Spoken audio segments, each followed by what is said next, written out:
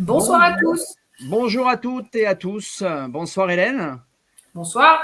Désolée du petit retard que nous avons, parce que nous avons un léger imprévu. Notre invité, Pierre Bermond, que tout le monde connaît, est malheureusement bloqué dans les bouchons. Donc, il nous rejoint d'ici très peu de temps maintenant, parce que donc, grâce à nos nouvelles technologies comme le GPS, on sait à peu près dans combien de temps il sera là, donc grosso modo dans 5 minutes. Donc, on va commencer sans lui, mais après, bien évidemment, nous allons l'accueillir pour continuer ce live.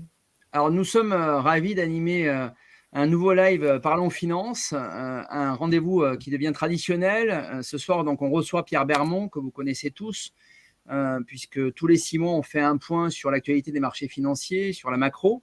Donc, Pierre aura le loisir de revenir dessus. Donc, dans un premier temps, ce que je vais vous proposer, c'est de faire un focus sur le partenariat que nous avons avec EOS. On va faire un focus sur les marchés de manière sommaire. Je vous rassure, Pierre rentrera bien plus dans les détails que moi derrière.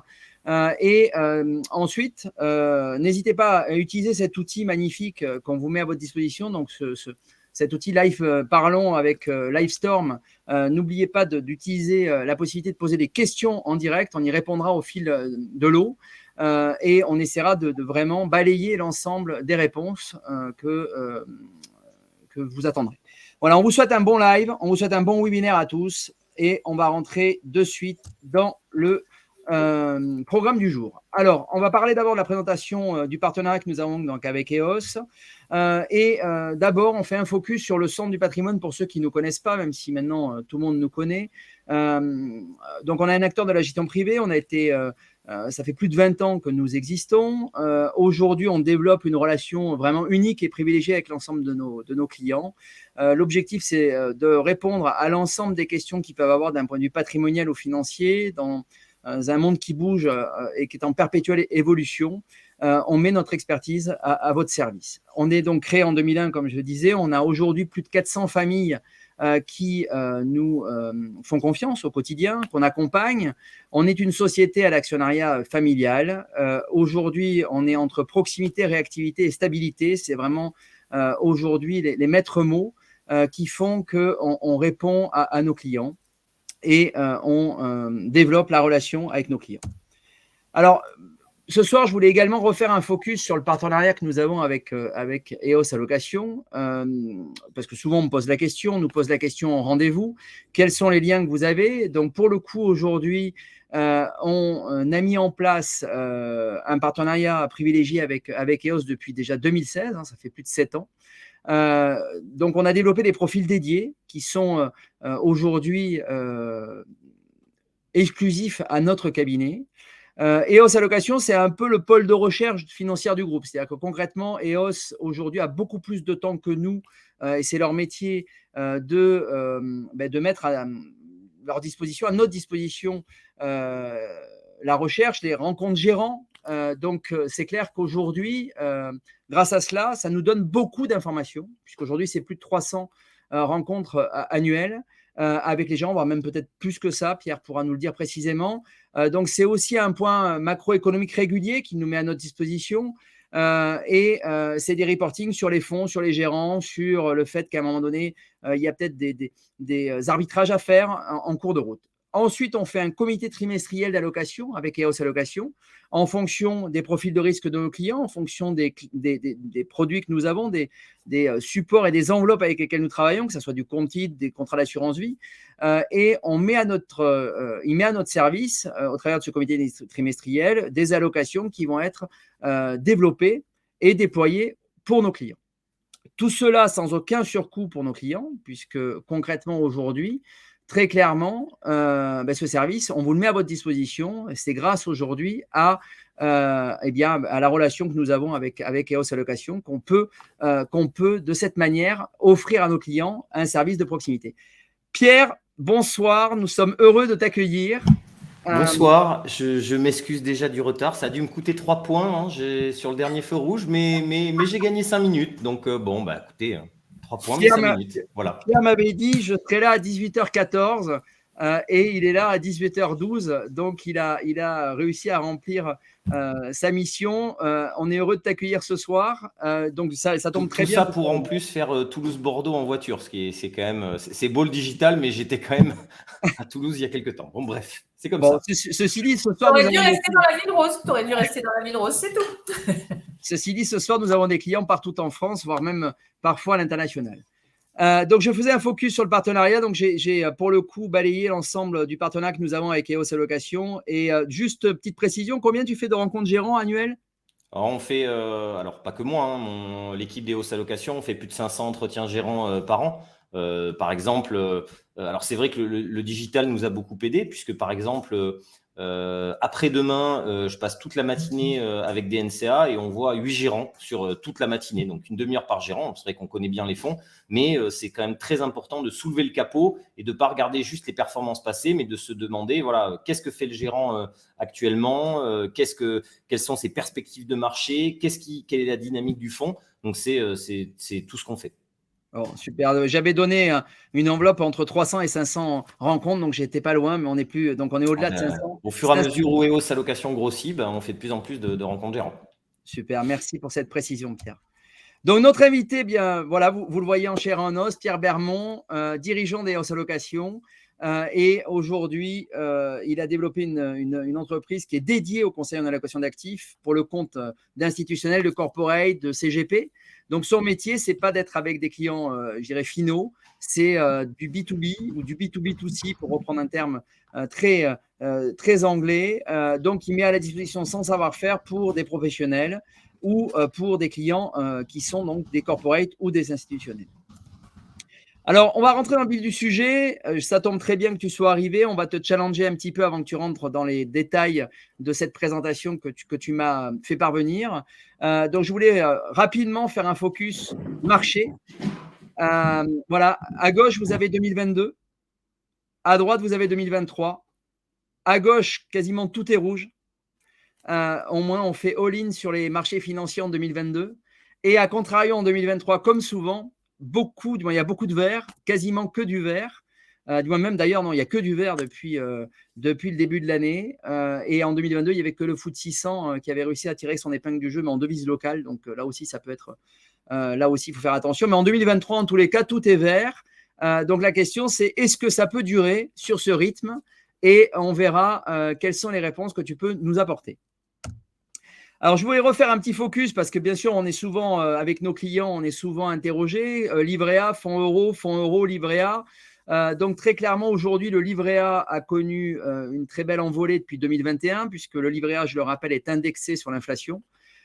Aujourd'hui, on a un taux du livret A à 3% net. Bon, je rappelle que le livret A est plafonné, bien sûr, c'est une enveloppe défiscalisée mais plafonnée à 22 500 €. Donc, attention, aujourd'hui, personnellement, on pense que vu la stabilisation de l'inflation, on ne devrait pas avoir en 2023 de hausse du livret A. La prochaine hausse devrait… En tous les cas, la potentielle hausse qu'il aurait pu avoir, c'était le 1er août. Pour l'instant, on nous indique que le livret A ne devrait pas être indexé, mais on verra un peu à combien il pourrait… est-ce qu'il va rester à 3 ou est-ce qu'il peut passer à 3,5 ? En tous les cas, c'est un vrai sujet, puisque dans le coup, ça challenge les assureurs. Ça challenge les assureurs sur le fonds euro. Pierre reviendra sur les marchés, sur de quoi est composé, en tous les cas, les fonds euros. Ce soir, je vais juste dresser le panorama. Aujourd'hui, les fonds euros, c'est 80% d'obligations. Donc, bien évidemment, quand les taux remontent comme aujourd'hui, eh bien, les assureurs sont heureux, entre guillemets, sur la collecte nouvelle. Ils sont plus contrariés sur le stock d'obligations qu'ils ont en portefeuille, puisque je rappelle que les assureurs ne peuvent pas arbitrer leur portefeuille d'obligations. Il faut qu'ils attendent que les obligations soient remboursées pour se reconstituer les portefeuilles. Donc aujourd'hui, on le voit, le mouvement des fonds euros en 2022, oui. Je peux intervenir. Je vais essayer parce que effectivement, c'est vrai que c'est le langage qu'on utilise entre le stock, ainsi de suite. Concrètement, je vais être très, très cru, mais sur le stock, ils ont pris en 2022 une branlée comme ils n'ont jamais pris. Faut être clair, hein, faut être très clair. Sur le fonds euro, c'est 80 à 90% d'obligations avec une maturité en général de 8 ans. Donc des obligations longues, elles ont pris à plein la baisse des taux, la hausse des taux, pardon. Et en fait, on peut se dire, c'est super parce que comme ça, ils vont pouvoir renouveler à des taux plus élevés. Oui, mais c'est à peu près 10% par an. Donc pour renouveler à des taux plus élevés, il faudrait que ces taux élevés, ça dure 10 ans. Donc, dans un monde idéal, si quelqu'un constituait aujourd'hui un nouveau fonds euro, ça serait exceptionnellement une période exceptionnelle pour renouveler le fonds euro. C'est ce que vous voyez sur le livret A. Hop, instantanément, vous avez le taux qui monte. Ce sera plus long pour le fonds euro et ça va mettre plusieurs années. Donc, pensez pas que le fonds euro va être à 4-5% d'ici quelques années. Ça va mettre du temps et il ne faut pas que la situation de hausse des taux dure trop longtemps non plus parce qu'il y a ce stock. Il y a ce stock où globalement ils sont perdants. Donc j'y reviendrai peut-être après, mais nous dans un message, pour de la prudence, on a baissé les expositions au fonds euro dans les allocations. Alors ça peut vous sembler bizarre pour de la prudence baisser le fonds euro, mais c'est le cas. Aujourd'hui, le fonds euro a pris quand même. C'est pas un hasard si les assureurs subventionnent énormément, c'est qu'ils ne veulent pas que les gens sortent pour aller tout mettre sur le livret A. Parce que le fonds euro, c'est quand même beaucoup des particuliers, plein de petits particuliers. Et donc, ils font des taux d'appel pour que vous restiez sur le fonds euro. Donc, pas de problème si les taux ne montent pas plus. Mais si les taux venaient à monter à 4-5%, donc c'est-à-dire 1 à 2% supérieur à ce qu'on a aujourd'hui, ça pourrait être un problème pour le fonds euro. Alors, pour compléter ce que dit Pierre, bien sûr, on regarde avec beaucoup d'attention ce qui se passe chez les assureurs. Aujourd'hui, très clairement, la bataille, je l'avais dit fin décembre, et c'est les quelques publications que j'ai faites fin décembre. J'avais dit que la bataille se jouerait sur la collecte nette en 2023. Et très clairement, pour ce que vient de dire Pierre, c'est essentiel. C'est-à-dire qu'en fait, un assureur, il gère son stock tous les ans entre les rachats qu'il a et les souscriptions qu'il a. Et aujourd'hui, très clairement, son objectif à l'assureur, c'est d'avoir de la collecte nette positive pour pouvoir l'investir avec des meilleurs papiers, pour investir sur des obligations nouvelles et bénéficier des nouveaux taux. Et aujourd'hui, très clairement, les assureurs se battent, ou en tous les cas, la bataille est enclenchée pour offrir des bonus auprès des clients. Alors, bien évidemment, on en fait profiter nos clients, hein. On fait profiter des bonus nos clients des fonds euros boostés parce que les assureurs mettent du dumping. Quand vous avez une quote-part UC, ils sont de plus en plus généreux sur la quote-part euro. Et très clairement, aujourd'hui, s'il y avait un assureur qui venait sur le marché et qui annonçait qu'il créait un nouveau fonds euro, bien évidemment, ce nouveau fonds euro se verrait avec des taux bonifiés parce qu'il rentrerait des obligations nouvelles, donc ça serait très favorable. Donc pour reprendre ce que vient de dire Pierre, sur des fonds euros qui sont plus lourds, qui ont plus d'antériorité, très clairement les fonds euros vont migrer vers des taux supérieurs aux taux qu'on a connus précédemment, mais ça va mettre un petit peu de temps, ça va être en tous les cas lissé dans le temps. Donc on a eu 1,8-2% en 2022. On aura très certainement en 2023 un taux moyen aux alentours de 2,5. Je lance déjà des taux, mais entre 2,30 et 2,60, voire 2,70. Voilà, on verra à combien on se situe. Mais on aura très certainement un taux du fonds euro qui devrait remonter. Oui, Hélène. Et ce que j'avais envie de dire, c'est que depuis des années, beaucoup d'assureurs disaient que le fonds euro était mort, etc. Il est quand même pas mort. Même si votre analyse est claire, aujourd'hui, les assureurs, justement, ont quand même besoin de collecter sur ce fonds euro. Donc, au contraire, ils boostent. Et c'est ça. Pour nos clients finaux, ce n'est que du bonus, j'ai envie de dire, à aujourd'hui. Donc, au contraire, c'est même plus intéressant qu'hier, justement, sur un 2021 où on était, par exemple, à 1,30. Alors, pour reprendre et pour répondre aux questions qui sont posées en live, au-delà de la première question qui a été posée, je ne te l'ai pas posée, Pierre, mais j'ai un de nos clients qui nous a demandé s'il y avait un coiffeur dédié aux collaborateurs chez EOS Allocation, hein, tu pourras voir la question. Donc, c'est pour ça, c'est un petit joke ce soir. Donc, en tous les cas, c'est sûr que la coupe a changé depuis la photo que tu présentais tout à l'heure. Tout à fait. Il faudra peut-être l'actualiser d'ailleurs. Et pour le coup, alors pour répondre aujourd'hui, très clairement, si on doit privilégier les fonds en euros, aujourd'hui sur les fonds euros sur lesquels il vaut mieux aller sur des fonds euros traditionnels que sur les fonds euros spécialisés, soit ceux qui étaient dynamiques, soit qui étaient plutôt à vocation immobilière. Nous, aujourd'hui, très clairement, c'est si on doit faire du fonds euro, il vaut mieux aller sur du fonds euro tradi. L'actif général des compagnies d'assurance, c'est là où finalement on aura le plus de rendement pour nos clients. Voilà pour la petite parenthèse sur le fonds euro. Je vais laisser la parole à Pierre. Bien sûr, on va lui poser des questions au fur et à mesure. N'hésitez pas à en poser. Maintenant, la parole est à toi, Pierre. Tu peux rentrer dans le vif du sujet sur ta presse. Et avec Hélène, bien évidemment, on reviendra et on te posera des questions si nécessaire pour que nos clients puissent vraiment appréhender les marchés financiers de manière la plus efficace possible. Ah non, j'ai fait une petite parenthèse. Voilà, ce début de webinaire m'a un peu perturbé, autant pour moi. Dans le coup, je fais juste un focus rapide sur les performances des profils. Donc, pour le coup, je vous ai mis les 4 profils qu'on a avec EOS Allocation. Alors, c'est une fourchette sur les défensifs jusqu'à l'offensif. Donc, comme vous pouvez le voir, 2022 a été négatif, mais on est beaucoup moins négatif que l'indice de référence. L'indice de référence étant donné par Cantalis. L'indice de référence, c'est tout simplement les indices allocation, prudent, équilibre et dynamique qui sont donnés et délivrés par Cantalis. Donc, comme vous pouvez le voir cette année, du moins pas cette année, mais 2022, le profil défensif, c'est le plus surprenant, a quasiment été à moins 10 cette année. Alors, ce qui n'était pas surprenant, parce que vu la remontée des taux, en fait, quand les taux remontent, les obligations chutent. Et dans les profils défensifs, vous avez beaucoup d'obligations. Donc, dans le coup, on se retrouve avec des performances qui sont assez catastrophiques, en tous les cas, sur l'indice de référence en 2022. A contrario, nous, grâce au travail fait par les équipes d'EOS Allocation, on a réussi à limiter les baisses. Alors même si on n'aime pas servir des performances en baisse pour nos clients, heureusement, je dirais que sur 2022, la contrepartie, on a beaucoup d'allocations avec des profils parfois immobiliers ou qui compensent ou du fonds euro. Donc, ça a compensé aussi une partie des baisses. Mais pour le coup, on a réussi à résister.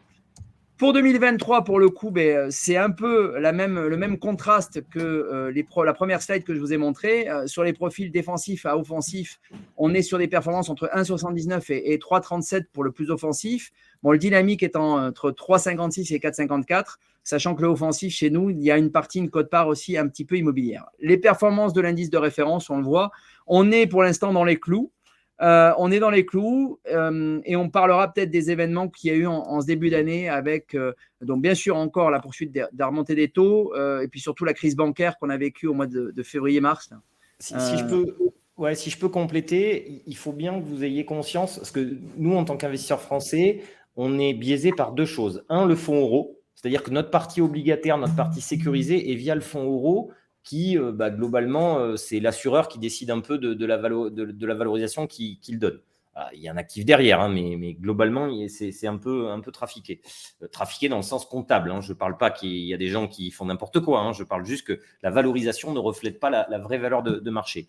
Mais l'an dernier, et la deuxième chose, c'est qu'on est perturbé par le CAC 40, où le CAC 40, il y a 30% de luxe avec très bons résultats de LVMH, Hermès. Donc, on se dit, globalement, l'an dernier, le CAC, il a fait moins 6 et le fonds euro, il m'a donné du 2. Donc, au final, je suis plutôt bien. Il faut bien voir que l'an dernier, on a assisté à un crack obligataire comme on n'a pas connu depuis 40 ans. 40 ans. C'est vraiment… Et un portefeuille 50-50, 50 actions, 50 obligations, c'est la pire performance depuis un siècle aux États-Unis. Donc, on est dans cet environnement-là. Donc, il faut bien remettre en perspective. Et je dirais qu'il y a quelque chose qui peut vous paraître surprenant sur les performances qui ont montré. Offensif, finalement, a fait une meilleure perf que dynamique. Pourquoi ?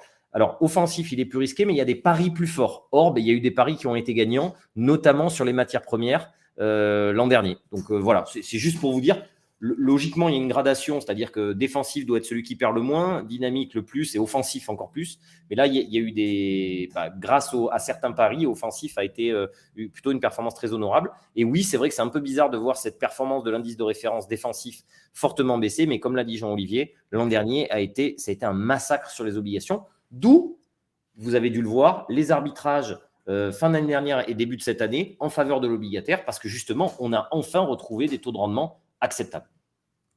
Merci Pierre pour cette précision. Donc, je vais pour le coup te laisser la parole maintenant que j'ai rattrapé le fil conducteur de cette présentation. Et si je peux me permettre, il y a beaucoup de clients qui nous ont posé des questions aussi sur la partie défensive qui justement a plus baissé, disons, a baissé de manière assez importante par rapport au côté défensif. Mais justement, comme tu l'expliques, le crack obligataire, il est pour beaucoup. Donc, par rapport à ça, donc c'est important aussi de pouvoir expliquer aux clients le pourquoi. Et globalement, nous n'étions pas dans le crack obligataire. Ça a baissé plutôt sur la partie action. Et maintenant, on remet des obligations quand elles rémunèrent entre 4 et 6%.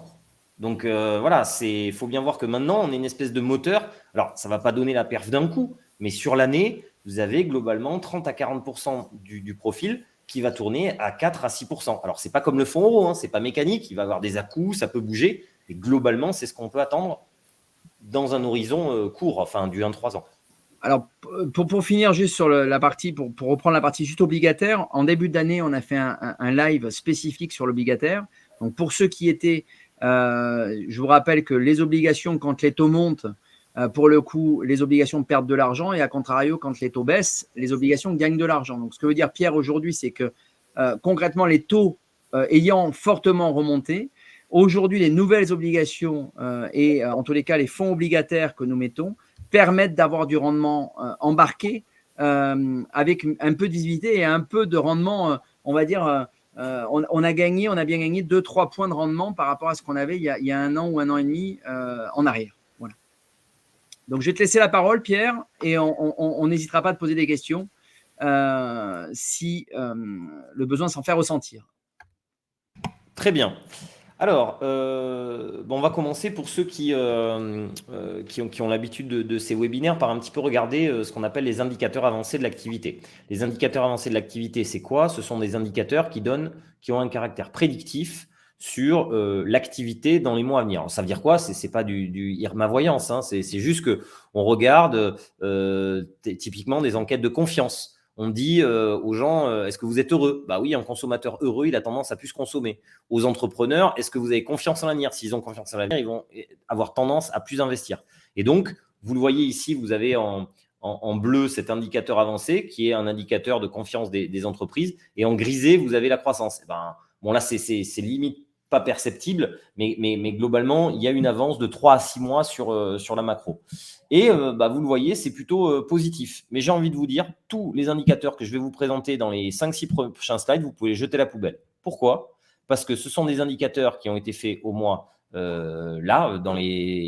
c'est plutôt jusqu'à fin mars. Donc, on a eu là les chiffres début avril des chiffres de fin mars, mais il y a eu entre-temps Silicon Valley Bank et Crédit Suisse. Et je vais m'arrêter un petit moment dessus, plutôt que de passer des slides qui, globalement, je suis en train de vous montrer, tiens, ça va bien en Europe, ça va encore mieux, ça va aussi bien aux États-Unis, ça rebondit. Ouais, mais il y a un problème, c'est qu'on a eu Silicon Valley Bank et Crédit Suisse. Donc, c'est quoi? Qu'est-ce qui s'est passé? Globalement, Silicon Valley Bank, c'est une petite banque. Il faut bien se mettre en tête que Silicon Valley Bank, si on regarde la taille du bilan, c'est 10% de crédit agricole. Voilà, on parle de ça quand même. Et globalement, il y a eu une très mauvaise gestion du risque et c'est tombé. Ok, très bien. Mais comme à toutes les crises, il y a des banques régionales. Il faut voir qu'il y a des centaines de banques régionales aux États-Unis. Donc là, il y en a une qui est tombée, qui était de taille importante pour une banque régionale, mais qui n'était pas du tout une banque systémique. Tu peux revenir sur le systémique, parce que ça, beaucoup de clients nous posent la question, justement. Ou après, tu as peut-être prévu d'y revenir après. Mais je pense non, c'est je vais faire la transition en parlant de Crédit Suisse. Donc ça, c'était plutôt une petite banque à l'échelle internationale et avec une très mauvaise gestion du risque, puisque globalement, ils devaient placer sur des papiers ou sur des véhicules avec aucun risque. Sauf que pour gagner un peu plus de rendement, ils sont allés sur des obligations à 10 ans de l'État américain. Donc, c'est vrai que l'État américain, il n'y a pas de risque. Ouais, sauf que c'était du 10 ans. Quand les taux sont remontés, ils ont dû avoir de fortes pertes. Ils n'étaient pas obligés de le comptabiliser, sauf que quand les gens sont ressortis, ils ont été obligés de matérialiser les pertes et c'était supérieur à leurs fonds propres. Ok, très bien. Et derrière, il y a eu Crédit Suisse. Crédit Suisse, c'est complètement une autre histoire. Crédit Suisse, c'est l'animal malade de l'Europe depuis 10 ans. À chaque fois qu'il y avait un scandale bancaire ou un scandale ou des pertes, Crédit Suisse était dedans à chaque fois depuis 10 ans. Alors, c'est marrant parce que si on repart en 2008, qui c'est qui était le mauvais élève en 2008? C'était UBS. Et qui c'est qui faisait les malins? C'était Crédit Suisse. Sauf que UBS s'est racheté une deuxième jeunesse, globalement a fait attention, et Crédit Suisse, fort du fait qu'ils n'avaient pas été pris par la patrouille en 2008, ils ont commencé à prendre beaucoup de risques. Et notamment, quand il y a eu un hedge fund Evergreen qui est tombé, ils étaient dedans, ils ont perdu 3 milliards. Quand il y a eu un autre hedge fund Archegos, ils étaient dedans, ils ont perdu 3 ou 5 milliards. Donc, des pertes qui, pris sur une, ce n'est pas catastrophique pour une banque de cette taille, mais plusieurs, ça les a un peu déstabilisés. Et Crédit Suisse est une banque systémique. C'est quoi une banque systémique? C'est une banque, si elle chute, ça peut entraîner tout le système financier. C'est-à-dire qu'elle est ce qu'on les Américains appellent too big to fail. Elle est trop grosse pour pouvoir la laisser tomber. Et donc, ça a été repris par UBS parce qu'il y avait quoi? Tout le monde était en train de sortir. Il faut bien voir que Crédit Suisse, c'était le numéro 3 mondial de la gestion de fortune. Numéro 1, UBS. Numéro 2, Morgan Stanley. Numéro 3, Crédit Suisse. Donc, quand vous avez 100 millions d'euros, je peux vous dire que quand on vous dit, vous inquiétez pas, il y a une garantie des dépôts jusqu'à 100 000 euros, ils s'en fichent. Hein. Donc, vous faites quoi? Vous sortez. Et avant, il y a un siècle, même il y a 30 ans, vous faisiez quoi? Vous allez faire la queue devant la banque. Donc, ça mettait du temps à ce qu'une banque, tous les capitaux sortent. Maintenant, en 3 clics, vous sortez vos capitaux. Donc ça allait très vite et on a dû agir très vite. Mais tout ça, ça a fait quoi? Ça fait qu'on est en train de se demander, est-ce qu'on n'a pas déclenché un credit crunch? Credit crunch, c'est quoi? C'est la restriction des conditions financières. Ça veut dire que vous allez emprunter plus cher et surtout, vous allez, les banques vont vous accorder moins de crédit. Il va falloir avoir des bilans exceptionnels. Il va falloir avoir un dossier qui soit très, très bon pour que les banques acceptent de vous prêter. D'accord? Et ça, et c'est ce que je vous montre sur ce graphique-là, ça entraîne à chaque fois une récession. Vous voyez, les restrictions financières, donc ça, c'est le pourcentage de banques qui restreignent le crédit. Restreignent le crédit, c'est-à-dire que j'accepte moins de dossiers. Vous le voyez en 2000, en 2008, en 2020 avec Covid, globalement, les banques ne savent pas quoi faire. L'avenir est incertain, donc elles disent, moi, je prends que des dossiers ultra solides ou sinon, je prends rien. Et là, on revient sur des niveaux comme ceux-là, qui ont été d'abord entraînés par la hausse des taux de la part des banques centrales et également par le credit crunch qu'on vient de vivre, mais là, il y a 3-4 semaines. Donc, en fait, j'aurais beau vous montrer plein de graphes, c'est beaucoup trop tôt, c'est beaucoup trop chaud, l'actualité est trop récente pour qu'on puisse tirer des conclusions. En tous les cas, ce qu'on voit, c'est qu'il y a un credit crunch. Ça a toujours entraîné une récession. Donc, aujourd'hui, aux États-Unis, il y a un débat sur on va en récession, on ne va pas en récession. Je fais simple. Été dernier, tout le monde disait « Ouh là là, catastrophe, on va en récession ». Puis finalement, plus on a avancé, plus on se disait « Bah non, finalement, ça ne va pas trop mal ». Parce qu'il y avait l'Europe et les États-Unis devaient rentrer en récession, mais pour 2 raisons très différentes.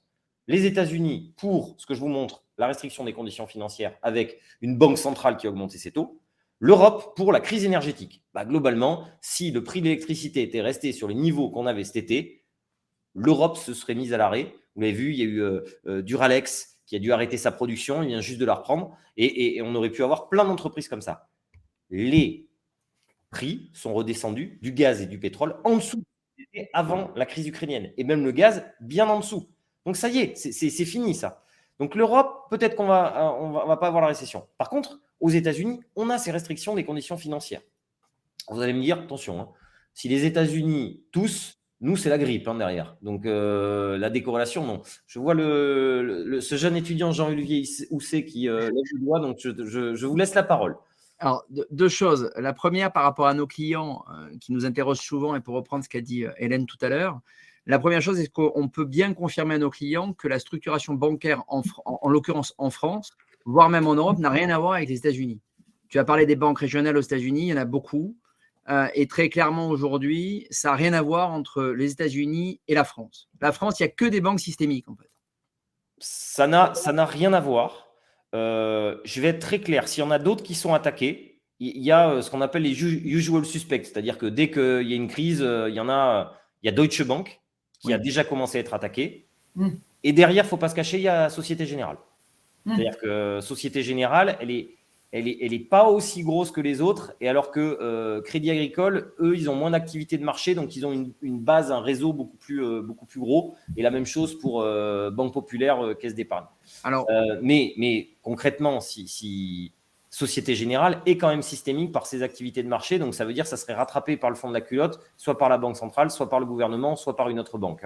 Comme Crédit Suisse, en fait. Voilà, c'est ça, en fait. C'est que ce qu'il faut aujourd'hui, je pense vraiment rassurer nos clients, c'est ça, en fait. C'est qu'aujourd'hui, aujourd'hui, on peut dire que l'ensemble des banques françaises sont quand même, malgré tout, très grosses, ont toutes des activités sur les marchés, Et donc, dans le coup, si demain, il y avait un problème sur une banque française, il y aurait très certainement un positionnement soit d'une banque concurrente, soit de la Banque centrale ou du gouvernement pour sauver le soldat Ryan et éviter d'avoir une banqueroute totale du système. Parce qu'au final, sur le Crédit Suisse, il n'y a vraiment une certaine catégorie d'investisseurs qui ont perdu de l'argent. Et on parle de très, très peu. Enfin, là, Crédit Suisse, on parle de milliers de milliards. Au final, les pertes, ça a été 16 milliards sur des gens qui avaient des titres obligataires très, très spécifiques.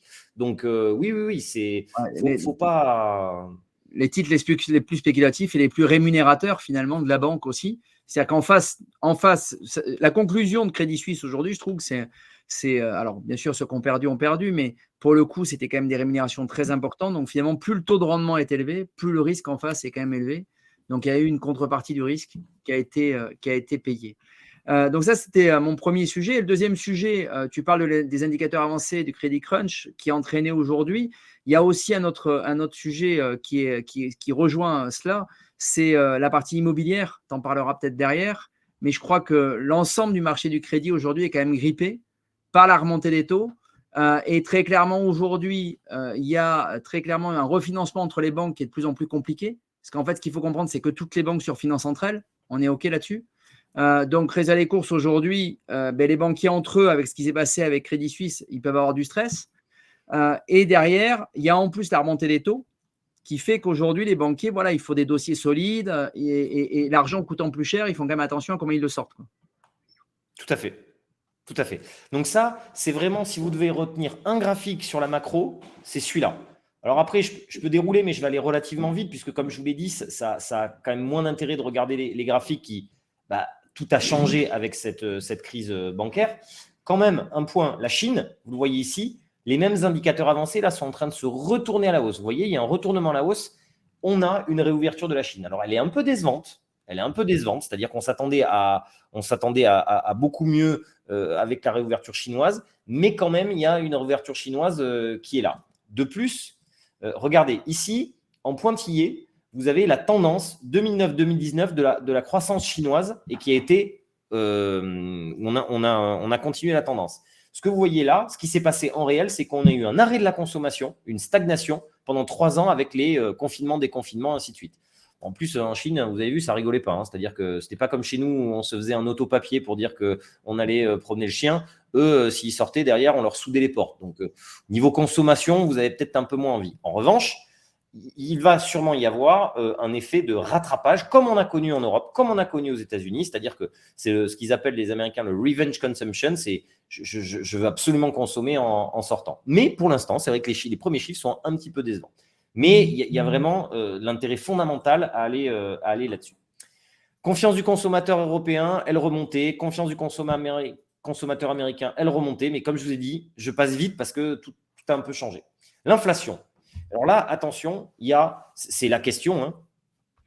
Vous avez 2 types d'inflation. Vous avez en bleu l'inflation totale. Je compte tout, le panier de la ménagère. En rouge, hors alimentation, énergie. En ce moment, l'inflation totale baisse. C'est normal, je vous l'ai dit, le prix du pétrole, du gaz, de l'électricité et même de l'alimentation est en train de baisser. Là, ça rebaisse, hein. Les matières premières, globalement, rebaissent. Donc, par simple effet mécanique, ce taux-là va baisser. Mais ce qui compte, c'est hors alimentation énergie. Est-ce que j'ai une espèce d'inflation sous-jacente qui en fait, est-ce que OK, on a éteint l'incendie, mais est-ce qu'il n'y a pas un brasier qui est encore là? Vous voyez? Eh bien, là, pour l'instant, en Europe, ça continue à monter. C'est pour ça que Christine Lagarde continue à augmenter les taux. Il y a bien une inflation qui est là. Et aux États-Unis, certes, l'inflation totale baisse et l'inflation hors alimentation énergie également, mais vous voyez, pas très vite. Ça met beaucoup de temps. Donc, c'est ça qui est un petit peu problématique et qui fait peur aux banquiers. Mais, on voit des choses intéressantes. Alors, intéressantes. Déjà, le marché de l'emploi qui était bouillonnant aux États-Unis, il est en train de se retourner. Ici, vous avez le nombre de chômeurs versus le nombre d'emplois disponibles. Donc, ça veut dire que c'était en négatif. Il y avait plus d'offres d'emploi que de chômeurs. Puis, pas une petite, 5 millions de plus d'offres d'emploi que de chômeurs. C'est en train de se retourner et regardez aux États-Unis, ça peut aller très vite. Donc, si on a récession, ce n'est pas forcément une mauvaise nouvelle. Pourquoi? Parce que la récession, elle peut casser la croissance pour une période relativement courte, mais ça, c'est l'avenir qui nous le dira. Et en fait, elle va tuer l'inflation parce que justement, le nombre de chômeurs va remonter. Et si, à un moment donné, il n'y a plus de hausse de salaire, vous n'avez plus de consommation et donc ça casse l'inflation. Il faut en passer par là. Il vaut mieux une récession courte, mais qui arrête ça pour repartir sur de bonnes bases, plutôt que s'arrêter. Et là, on aurait une inflation qui resterait longtemps. Ça a été le cas dans les années 70. Dans les années 70, vous avez, avant Paul Volcker, vous avez il s'appelait Burns, qui a, début des années 70, remonté les taux fortement, premier choc pétrolier, mais qui ensuite, parce qu'il y avait de la récession, c'était compliqué, il les a vite rebaissés. Et là, l'inflation, en fait, elle est repartie de plus belle. Et donc, Paul Volcker, qui l'a suivi, lui, il a réaugmenté les taux fortement. Il a envoyé les États-Unis et l'Europe dans une grosse récession pour que ça se calme vraiment. Donc, nous, aujourd'hui, le marché vous dit quoi? Le marché, il vous dit, je vous montre, il vous dit que, ici, c'est les taux directeurs des banques centrales. Donc, vous savez, les banques centrales, elles montent ou elles baissent les taux. Alors, il y a une histoire sympa. Comment ça marche une banque centrale? Vous avez un banquier central dans les années 50, j'ai même plus son nom, il n'était pas connu, il est connu que pour cette citation. Il disait, le boulot d'une banque centrale, c'est comme un serveur dans une soirée, avec le saladier de punch. Globalement, vous avez une soirée, il ne se passe rien, l'ambiance n'est pas terrible. Bon, le serveur, il amène l'alcool, il amène le saladier de punch. Ça, c'est la banque centrale qui baisse les taux pour favoriser l'investissement. Et la soirée bat son plein, les gens commencent à être un peu sous, et pour pas que ça dérape, ils retirent tout l'alcool, ils retirent le saladier de punch. Et ben, c'est la même chose. Ils remontent les taux pour calmer le jeu et pour dire attention, faut pas trop emprunter, il faut pas trop investir. Eh bien, là aujourd'hui, regardez, si on regarde la Fed, c'est-à-dire c'est la Banque centrale américaine. Aujourd'hui, on est à 4,75 et on estime qu'on va encore faire 0,25, on sera à 5. Mais le marché estime qu'on sera 2% de moins dans un an. Et surtout qu'on baisserait dès cet été. Là, on trouve que le marché va trop vite en besogne pour la raison que je vous ai citée. À notre sens, la Banque centrale ne va pas faire la même erreur que dans les années 70 et elle risque de mettre du temps avant de rebaisser les taux. Et surtout, la question, c'est quoi? C'est est-ce que l'inflation va baisser? C'est sûr. Mais est-ce qu'elle va rebaisser à 4, à 3, à 2? Aujourd'hui, le marché vous dit dans 12 mois, l'inflation est revenue à 2,3. Ça, on n'y croit pas. Donc, on est d'accord pour dire que l'inflation va baisser. On est d'accord pour dire que s'il y a une récession en plus aux États-Unis, ça solutionnerait la problématique de l'inflation. Mais qu'elle baisse aussi vite, aussi fort, attention, les précédents historiques nous ont dit qu'une fois que l'inflation était arrivée, ça mettait du temps. Regardez autour de vous. Donc la Fed va laisser le saladier de punch, c'est ça? Ou à contrario, l'inverse? Elle ne va pas le remettre aussi vite. C'est ça. Elle a enlevé l'alcool pour un moment et elle va attendre que les gens soient bien sobres pour en remettre un petit peu. Et je pense qu'on va commencer par de la bière avant d'amener le rhum, hein, clairement. C'est une belle image. C'est toi qui m'y invite. Non, mais bien sûr, mais au moins ça paraît clair pour nos clients. Donc pour le coup, on va certainement, donc la prévision que tu fais, c'est d'avoir des taux qui restent finalement assez élevés pendant un laps de temps assez long. En tous les cas, ça va baisser moins vite que ce que le marché pense, d'après toi. Mais pas revenir à une situation comme antérieure où on avait une inflation à 2% ou inférieure à 2%. Regardez autour de vous, tout le monde en a profité pour monter ses prix. Même les entreprises qui n'avaient pas de problème sur leurs coûts. Tout le monde monte les prix et ça continue. Donc, Et ça risque de se calmer justement par rapport à ça, vu que l'énergie, etc., ça a bougé, ou justement c'est un cercle pas vertueux mais vicieux, là pour le coup. Justement, essayer de… C'est vraiment, tu l'as bien résumé, Hélène, il y a deux forces contradictoires. Il y a cette pression récessionniste qui fait baisser le prix des matières premières et qui globalement, si vous vendez moins, vous n'allez pas augmenter vos prix. Mais d'un autre côté, on a commencé, il y a l'inflation dans la tête des gens, donc les consommateurs acceptent des hausses de prix. Et les entreprises en profitent pour mettre des hausses de prix. Donc ça, c'est ces deux forces contradictoires et c'est ce qu'on va suivre de très très près pour savoir globalement qui va gagner. Mais à aujourd'hui, dire que d'ici un an, on revient à 2% de taux d'inflation, non, on n'y croit pas. Parce que vous allez me dire si on revient à 3, mais si on revient à 3, c'est très différent. 1% de différence, c'est énorme. Alors là, l'inflation, elle a 8. Hein. Donc 8,3, déjà, elle va beaucoup baisser. Mais regardez, elle met beaucoup de temps et elle met beaucoup plus de temps qu'on attendait.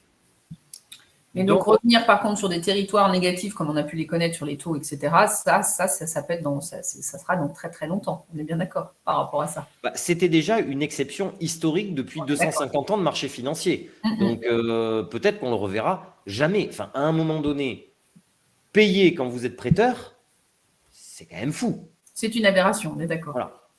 Alors maintenant, pour le coup, on a des questions d'Olivier que je vais poser. Une question qui est sur les fonds datés. Alors plus généralement, plus que les fonds datés, les fonds obligues. Il dit les fonds datés devraient donc continuer à être pertinents dans les mois à venir.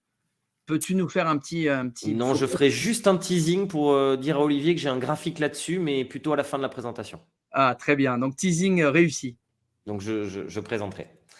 Donc, au final, voilà. C'est-à-dire que je ne tire pas de conclusion sur la macroéconomie, c'est grand point d'interrogation. Parce que sinon, compte tenu des indicateurs qu'on a aujourd'hui, elle serait plutôt positive. Mais ça ne veut rien dire. Les indicateurs qu'on voit ne prennent pas en compte les 3 semaines de stress qu'on a vécu sur les banques. Donc, ça ne sert à rien. Voilà. En revanche, on va regarder la valorisation. Il y a peut-être une opportunité sur la valorisation. Donc, la valorisation, vous vous souvenez, on regarde ici le PE. Bon, concrètement, plus c'est élevé, plus c'est cher. Plus c'est bas, moins c'est cher.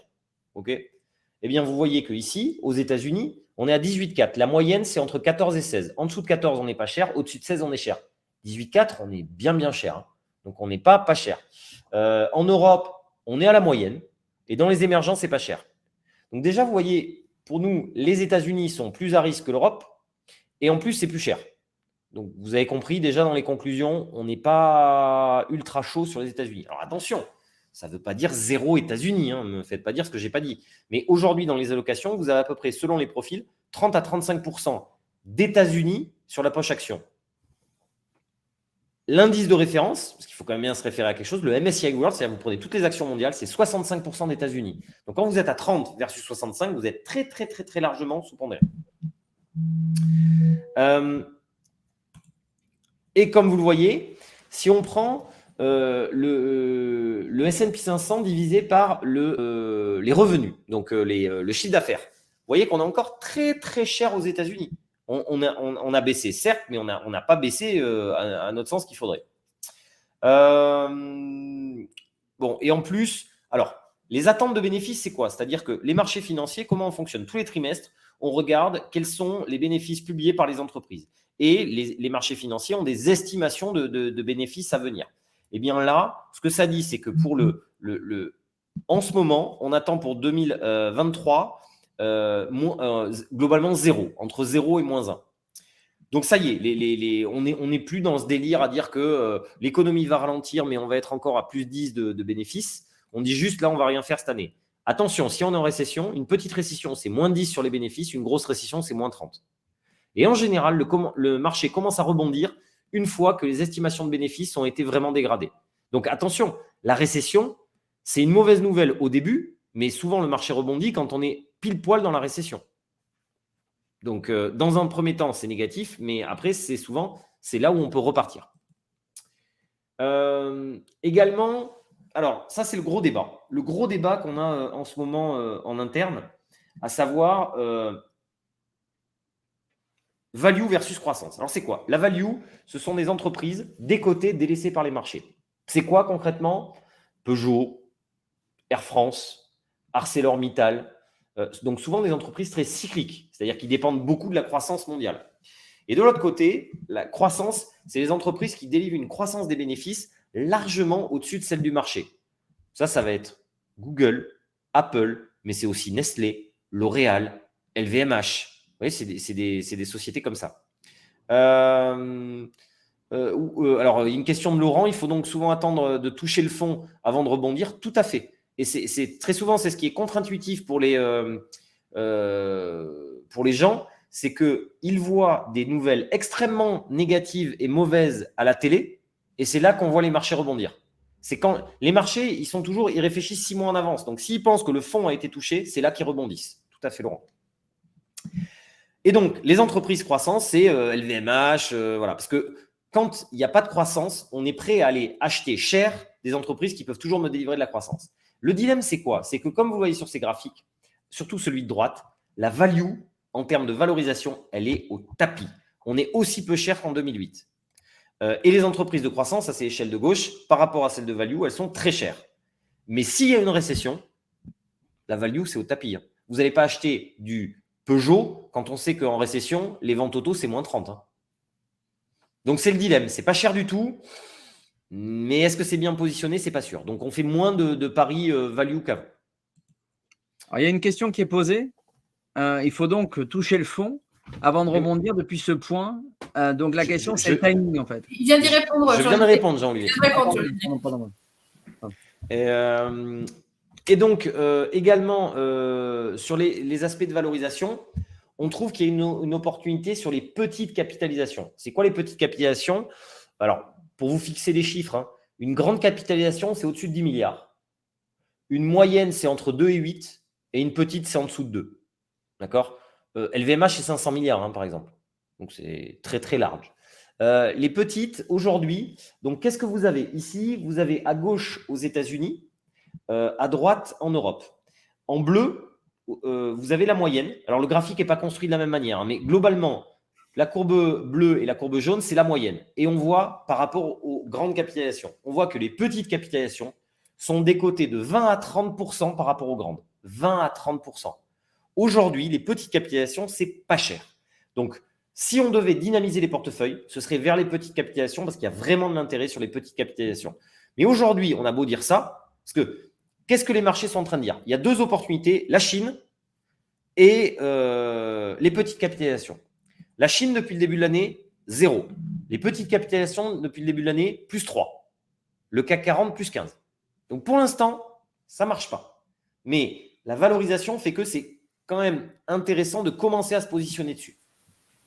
Ça ne marche pas parce qu'il y a plein, comme tu dis, les marchés n'ont pas forcément anticipé tout ce que, justement, au contraire, tous les indicateurs avancés, tout était ouvert. Oui, et puis je vous prends le CAC 40. Le CAC 40, c'est 30% de luxe. Avec LVMH. Le luxe, ça devient de prendre 30%. 30 x 30, ça fait 9%. Sur vos 15, il y a 9%, c'est le luxe. C'est juste 3 valeurs, je parle. Kering, LVMH, Hermès. Qui LVMH a dépassé 500 milliards aujourd'hui, rentré dans le circuit très fermé d'ailleurs. Tout à fait. C'est cocorico, c'est plutôt pas mal, c'est français. Donc on peut plutôt en être heureux, on va dire. Mais c'est vrai que c'est que 3 valeurs. Tout à fait. J'ai quelqu'un qui dit qu'il n'a plus de son. Est-ce que tout le monde a du son, les autres? Ça va bien pour tout le monde? Bon, Hélène, tu as l'air de me dire que tu m'entends bien. Je t'entends très bien. Je ne pense pas qu'il y ait de soucis. Ok.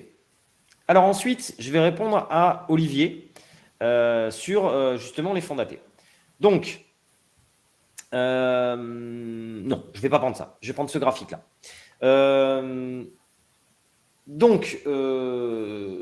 Ici, il y a deux catégories d'options. Il y a ce qu'on appelle l'investment grade, noté IG, et le high yield. L'investment grade, c'est des sociétés avec une solvabilité solide.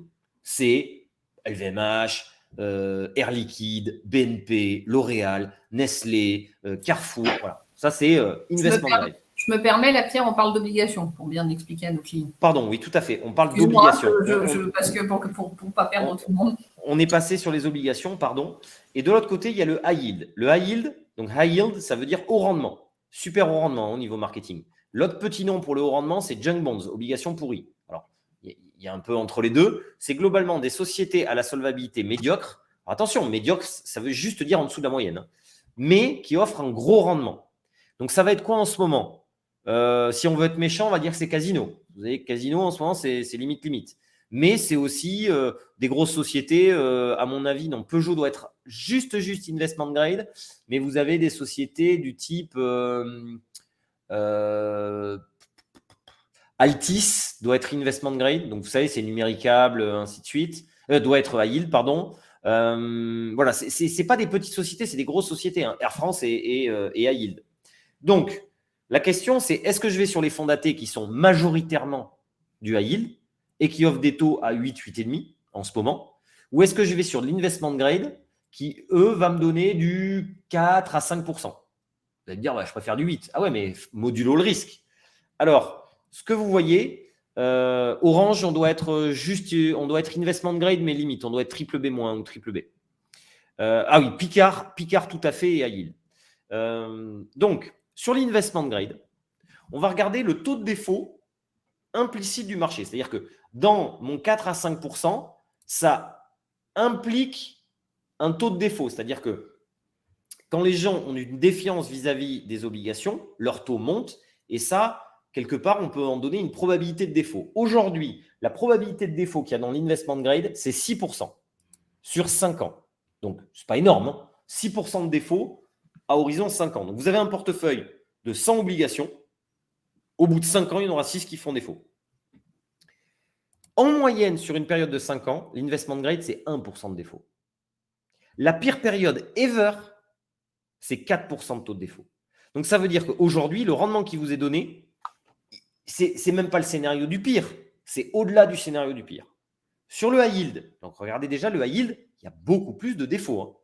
C'est en moyenne 15% de taux de défaut à 5 ans. Au pire, c'est 30%. Et aujourd'hui, on est à 26%.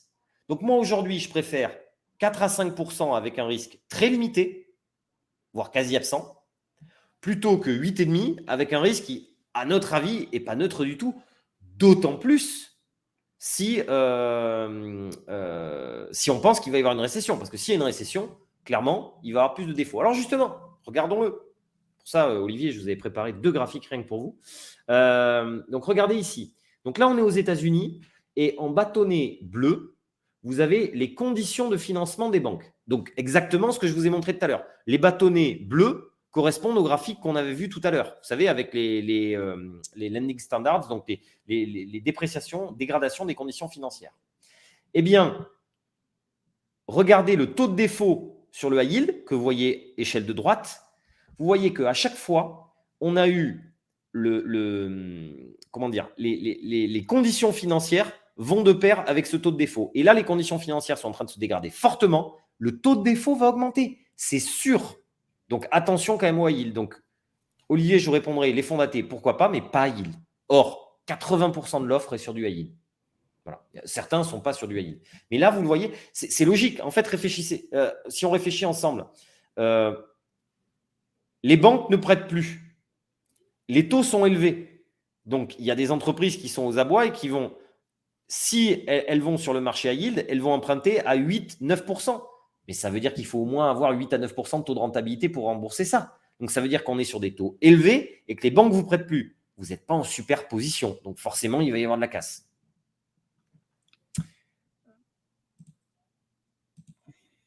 Le contrariant, c'est je vais m'intéresser à ce que personne ne regarde et je vais plutôt me méfier de ce qui est à la mode. L'an dernier, en action, les flux sont allés vers les États-Unis, sont sortis d'Europe. Donc, c'est quasiment, vous voyez, 125 milliards qui est sorti d'Europe et 150 milliards qui est rentré aux États-Unis. Donc, c'est quasiment symétrique. Et c'est également sorti de Chine. Ça revient juste un petit peu en Chine. Donc, nous, encore une fois, j'enfonce le clou. Moins d'États-Unis, plus d'Europe et plus d'Asie. Et pour l'instant, tiens, Jean-Olivier, en général, il est très bon là-dessus. Est-ce que tu sais, depuis 1 an, la différence de performance entre l'Europe et les États-Unis? L'Europe et les États-Unis, tu parles de quoi? Du marché globalement? Du marché action. Action, grande valeur, petite valeur. Grande valeur. Grande valeur. Là, il gagne du temps. Non, pas du tout. Il doit y avoir une dizaine, entre 10 et 15%. Il y a 20% de différence, donc c'est quasiment la bonne réponse. Il y a 20% de différence, donc ça veut dire que ça marche. C'est-à-dire que là, vous regardez, c'est vraiment l'Europe qui surperforme. On dit toujours, ouais, les États-Unis nous battent et ainsi de suite. Depuis 1 an, c'est l'Europe qui surperforme très clairement. Bon, est-ce qu'on peut dire que sur 5 ans, pour le coup, l'Europe avait quand même beaucoup de retard? Oh, même sur 10. Sur 10, c'est encore pire. Sur 10, c'est stratosphérique. Donc finalement, l'Europe rattrape un peu son retard. Donc ça veut dire que pour nous, il y a encore du potentiel. Voilà. Il y a du potentiel de gain sur l'Europe. Tout à fait. Tout à fait. Alors, attendez, je regarde Olivier.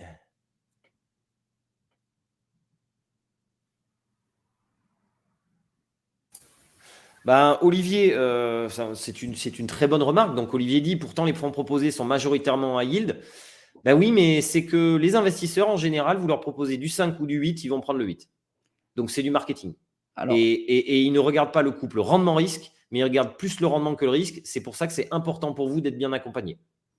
Alors, il y avait aussi une remarque d'un gérant qu'on a rencontré il y a peu de temps avec Hélène, qui nous a fait la remarque suivante en disant « Aujourd'hui, j'ai privilégié plutôt le high yield, même si j'ai une proportion entre high yield et investment grade, pour une raison, c'est qu'aujourd'hui, entre du 4-5 sur lequel je retranche les frais de gestion du contrat d'assurance vie, je vais me retrouver peu ou prou pas loin du fonds euro. alors qu'au moins le high yield délivre un peu, normalement, doit délivrer plus de performance in fine. Voilà, c'était ça un peu l'idée. J'entends, mais bon, vous avez compris, pas fan du high yield en ce moment, ou alors vraiment le haut du panier du high yield, c'est-à-dire le double B, double B+. Pour rejoindre ce que tu dis, je pense que l'idée, c'est pourquoi pas les fonds datés ou les fonds obligues, mais privilégier l'investment grade qu'on dit IG d'ailleurs, pour si vous voyez des prospectus et que vous voyez marqué IG, pour le coup, c'est le diminutif d'investment grade. Donc, dans le coup, on a plutôt tendance à aller sur l'IG aujourd'hui dans ce que dit Pierre. Malgré tout, aller chercher peut-être du high yield à la marge, sachant que le high yield est la partie la plus dynamique finalement de l'obligue. Donc, finalement, en alternative au fonds action, aujourd'hui, si on est proche d'une récession ou en tous les cas que les marchés puissent corriger, ben, c'est peut-être pas une mauvaise idée. Attention à tout mettre en high yield. Là, pour le coup, vous n'aurez pas demain, vous pouvez avoir en tous les cas une surprise ou en tous les cas une mauvaise surprise in fine sur votre performance globale. Voilà, vous aurez certainement des taux de défaut plus élevés parce que si on part en récession, pour le coup, il y aura certainement là aussi des taux de défaut plus élevés ou en tous les cas des taux de défaut. Et bien entendu, tout dépend, 1, de la proportion et 2, de votre profil de risque. Bien sûr. Juste pour rajouter, de toute manière, les obligations, souvent les gens ont tendance à les assimiler à du sans risque, mais les obligations, comme vous venez de l'un et l'autre de l'expliquer, ne sont pas sans risque. Ne sont pas sans risque. L'investissement grade, oui, les high yield, c'est pratiquement aussi risqué que beaucoup d'actions. Tu es d'accord avec sur ça? Oui. Complètement. Un point positif quand même. Aujourd'hui, ça, c'est les allocations de cash des investisseurs. Et les allocations de cash, globalement, c'est le acheter au son du canon, vendre au son du violon. Quand tout le monde est en cash, c'est-à-dire que tout le monde est craintif. Aujourd'hui, c'est, j'ai envie de vous dire, le rallye le moins acheté depuis des années. C'est-à-dire que les marchés sont entre plus 10 et plus 15, mais personne n'est dedans. Personne n'est dedans. Nous les premiers. Hein. C'est-à-dire que compte tenu de toutes les incertitudes, on a beaucoup de mal à acheter le rallye présent. Donc les gens sont plutôt en cash. Et ça, c'est plutôt un argument pour dire le marché va continuer à monter parce que les gens n'ont pas encore investi. Et donc, vous pourriez avoir un phénomène de rattrapage, c'est-à-dire des gens qui essayent de monter dans le train qui est déjà parti depuis un moment, mais qui se disent mince, il faut que j'y aille un moment et ils sont plutôt bourrés de cash. Donc, en général, on a tendance à investir dans les marchés quand tout le monde est en cash, c'est-à-dire quand tout le monde est craintif, et plutôt à sortir des marchés quand plus personne n'est en cash. Donc, par rapport à ce que j'ai dit qui était plutôt négatif depuis le début, ça, c'est plutôt un élément positif. Bon, les risques. Ils n'ont pas changé. Hein. Je n'ai pas changé la slide depuis 2 ans, mais on y est bien là. Hein. Le coronavirus, ça peut revenir. Vous avez vu ce qui s'est passé en Chine, c'était il y a quand même pas très très longtemps. La montée de la dette. Alors la montée de la dette, oui, mais voyez bien que l'inflation, elle est en train de nous grignoter la dette. Quand les politiques parlent de dette, on parle du ratio dette sur PIB. Or, le ratio dette sur PIB, il est en train de baisser. Pourquoi ? Parce que le PIB, on le regarde en nominal, c'est-à-dire inflation plus croissance. Donc aujourd'hui, on est un PIB nominal qui est à plus 10, plus 12. Donc forcément, ça grignote un peu la dette. Puis le risque, hein, c'est la crise énergétique, c'est peut-être pour l'hiver prochain, et les tensions géopolitiques, elles sont loin d'être parties. Les recommandations. Alors, qu'est-ce qu'on fait avec tout ça ? Les points positifs, c'est qu'on est peut-être à l'arrêt de la hausse des taux de la part des banques centrales. Pourquoi ? Parce que le job d'une banque centrale, c'est justement amener ce saladier de punch ou le retirer. Et aujourd'hui, les banques, elles ont mis un grand coup de pied dans le saladier de punch et il ne reste plus rien. Le credit crunch a fait le boulot pour les banques centrales. C'est-à-dire qu'une banque centrale, ça cherche à calmer le jeu, baisser l'activité économique quand il y a trop d'inflation, en remontant les taux et en dégradant les conditions financières. Mais les conditions financières se sont dégradées d'elles-mêmes avec ce qui s'est passé sur les banques. Donc, je pense que les banques centrales ne vont pas remettre de l'huile sur le feu. Et c'est ce qui a fait monter le marché. C'est qu'on s'est dit, ça y est, c'est fini la hausse des taux. Mais je trouve que le marché est allé trop vite en disant, oui, mais maintenant, c'est la baisse des taux. Attention, on va peut-être un peu vite. Et la bonne nouvelle aussi, c'est qu'on a eu une forte réactivité des banques centrales. Elles ont agi très vite dans cette crise bancaire, forte des crises de 2011-2012 sur la crise de la dette européenne et des banques européennes, et la crise de 2008, évidemment, la crise des subprimes. Je pourrais mettre également en élément positif qu'on a une forte position de cash, donc ça veut dire que les investisseurs ne sont pas ultra optimistes. Hein. Les négatifs, c'est cette crise bancaire, le credit crunch, on ne sait pas encore. Alors pour l'instant, il n'y a pas eu d'autres faillites bancaires. Ça peut repartir, attention quand même, et puis il faut voir les répercussions. Puis cette réouverture de la Chine qui est décevante, qui est un point négatif, et puis également, pour nous, on va en récession aux États-Unis. Alors, si c'est une petite récession de trimestre à moins 0,50, c'est pas très grave. Mais voilà, on n'a pas un bouton pour dire ça va être temps, ça va être moins 5 ça va être moins 0,5 ou moins 5. Une question, quand tu dis que justement la réouverture de la Chine est assez décevante, tu l'attribues à quoi aujourd'hui? C'est assez amusant parce que j'allais justement poser cette question-là à Pierre sur la Chine. Et j'allais dire, pour toi, aujourd'hui, tu n'as quasiment pas fait de focus sur la réouverture de la Chine. Là, tu nous dis que finalement, c'est assez décevant. Donc, pour toi, c'est un épiphénomène, la réouverture. Finalement, t'imaginer que la reprise allait être beaucoup plus forte, plus rapidement. Alors, je pense que les marchés s'attendaient à beaucoup mieux que ça parce qu'on a été biberonné à des taux à plus 10, plus 12 de la Chine depuis 20 ans. Et sauf que là, c'est aussi une économie qui se normalise, qui a ses problèmes. N'oublions pas que l'immobilier n'est pas réglé en Chine. Ils arrivent à le régler piano, mais il y avait un énorme problème sur l'immobilier. Vous vous souvenez, Evergrande qui avait fait semi-faillite, mais c'est géré par les autorités. C'est lent. Et c'était quand même 60% de la richesse qui était assise sur l'immobilier. Donc les gens sont un peu moins riches, donc c'est un peu plus compliqué, effectivement. Après, clairement, au niveau des investissements, les tensions géopolitiques, il y en a plein qui ne veulent pas aller en Chine parce que l'idée, c'est quoi? On a réussi à complètement couper la Russie du système. Donc potentiellement, s'il y avait des tensions avec Taïwan, les États-Unis pourraient faire des représailles de la même manière qu'ils ont fait avec la Russie. Et donc, le marché dit, je ne veux pas prendre ce risque, donc je n'achète pas d'actions ni d'obligations chinoises parce que potentiellement, ça ne va plus rien coter d'ici quelques mois. Ouais, mais attention, la Russie, c'était 0,5% de l'économie mondiale. Ce n'est pas du tout pareil que la Chine. On ne peut pas se couper de la Chine comme on s'est coupé de la Russie. Et déjà, la Russie, ça a été dur à cause des hydrocarbures. Mais les marchés qu'on a en Chine, bilatéraux, les Chinois aussi, c'est impossible. Voilà. Ouais, mais c'est ça aujourd'hui la peur. La peur, c'est les tensions géopolitiques. Toutes les économies seraient à l'arrêt, on est clair. Si demain la Chine, on se coupait complètement de la Chine, avec comme tu dis, tous les échanges bilatéraux, toutes les économies seraient à l'arrêt. Donc c'est pas. Oui, mais après, rien n'est impossible. Je vous rappelle qu'on a mis le monde à l'arrêt pendant 2 mois. C'est vrai, tu as raison. Je ne sais pas comment les livres d'histoire vont parler de ça, mais rappelez-vous quand même. Oui, c'est vrai. À l'arrêt. Et c'est pour ça qu'on fait finalement, cette visio est une conséquence de ce monde nouveau. C'est-à-dire qu'il y a 3 ans, on n'aurait jamais pensé faire une visio comme ça, ou du moins, il y aurait eu moins de succès, je pense. Donc maintenant, conclusion, c'est incertitude totale. C'est-à-dire qu'on n'aura pas, là, je ne vais pas vous délivrer des messages hyper tranchés parce on est une incertitude. Moi, depuis que je fais ce métier, j'ai rarement vu autant d'incertitudes. En tous les cas, en action, préférence pour l'Europe et l'Asie versus les US. Encore une fois, je vous dis, ça ne veut pas dire 0 États-Unis, mais ça veut dire une très forte sous-pondération États-Unis. Forte sous-valorisation des petites capitalisations. Donc, si on retournait sur les marchés actions, ce serait via les petites capitalisations. Secteur, rééquilibrage value-croissance. Parce que, attention, s'il y a une récession, ça va être dur pour la value. Et sur les obligations, oui, il y a une vraie opportunité sur les actions. On pense les obligations, pardon. Il y a une opportunité sur les obligations et elle est plus sur l'investment grade que sur le high yield. Mais il y a une opportunité sur les obligations.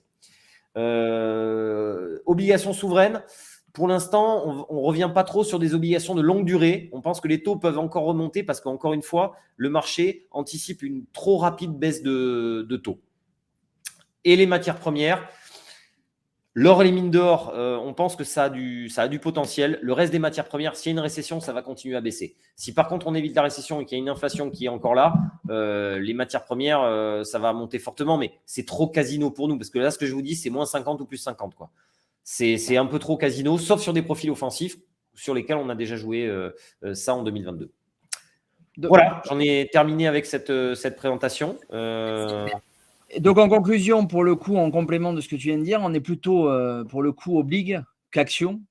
Si on résume ce que tu as dit dans les grandes lignes. Il y a eu des questions qui ont été posées également sur les SCI, SCPI. Donc, on n'était pas là pour faire un focus a priori, mais là, c'est pareil. Je vous invite à vous rapprocher de nous. On aura l'occasion de vous parler des SCI, SCPI.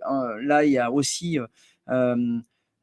grosse étude à faire et qu'on a faite, nous, à notre échelle, sur les SCPI et les SCI. Bien sûr, sur l'immobilier, il faut être très regardant et pas y aller la tête baissée parce qu'on peut avoir des surprises à court terme, surtout si les taux se maintiennent à ce niveau-là. Pierre, on est OK là-dessus ?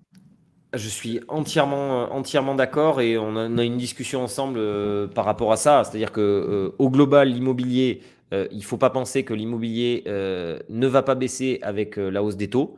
Globalement, on est sur des baisses de l'ordre de 10%, que ce soit en Europe du Nord ou en Allemagne. Après, et j'ai eu la discussion avec toi, Jean-Olivier, ça dépend énormément de quel SCPI, de quel SCI on va acheter. Donc, pour faire simple, évitons les grosses et regardons plutôt les petites qui sont en collecte. Donc, en fait, la sélectivité va être super importante, mais clairement, il est trop tôt pour revenir sur l'immobilier. Voilà. Mais encore une fois, on l'a dit, ce n'est pas un focus immobilier aujourd'hui. On vous remercie à tous. On a réussi quasiment à tenir le timing, ce qui n'était pas gagné au démarrage. On te remercie, Pierre, d'être arrivé. Ouais, je m'excuse du retard. J'espère avoir compensé par la suite. Oh, tu as largement compensé. On te remercie comme d'habitude. Tu as été très, très clair, avec beaucoup d'explications. Tu as beaucoup de points qui tombent. Alors, pour le coup, je vais vous lancer des sondages suite à ce qu'on vient de faire. Donc, petit 1, je vous lance un premier sondage. C'est juste pour voir aujourd'hui, est-ce que vous pensez que le CAC 40 fin 2023 soit plus haut ou plus bas qu'aujourd'hui ou stable par rapport à ce qu'on a dit? Tu indiques un peu, hop, on y va. Ah, on est plus unanime avec ce qu'on a vu. Tu les as convaincus, Pierre, que le CAC devrait normalement baisser par rapport au niveau auquel nous sommes aujourd'hui. Deuxième question et deuxième sondage que je vous lance sur l'inflation maintenant. Est-ce que d'après vous, l'inflation va continuer d'augmenter, va baisser ou alors on va dire que le je ne sais pas, c'est reste stable? Ah, va baisser. Globalement, on pense que l'inflation va plutôt baisser. OK. Et pour finir, hop, je vous publie un dernier sondage sur le format du webinaire. Est-ce qu'il vous a convenu? Nous espérons que oui, bien évidemment, et on poursuit le rythme avec Hélène. On reçoit nos invités avec grand plaisir. On échange et on essaye de vous délivrer à chaque fois des éléments qui vous permettent d'être critiques. Alors, pour le coup, on se tient à votre disposition. Vous avez nos coordonnées à l'écran. Vous retrouverez ce live sur notre chaîne YouTube. Je remercie Pierre d'avoir passé 1 heure avec nous ce soir. Merci à toi. Merci à vous. Merci Hélène. Merci Hélène d'avoir co-animé ce webinaire. Merci à vous deux. Merci à vous deux. Et merci à toi, Pierre, comme d'habitude aussi pédagogique et didactique. Donc, parfait. Et merci Jean-Olivier pour les questions également. Je pense que nous avons essayé d'être le plus pédagogique pour nos clients. Donc, j'espère que l'objectif est atteint et qu'ils ont pu comprendre un petit peu plus l'économie actuelle.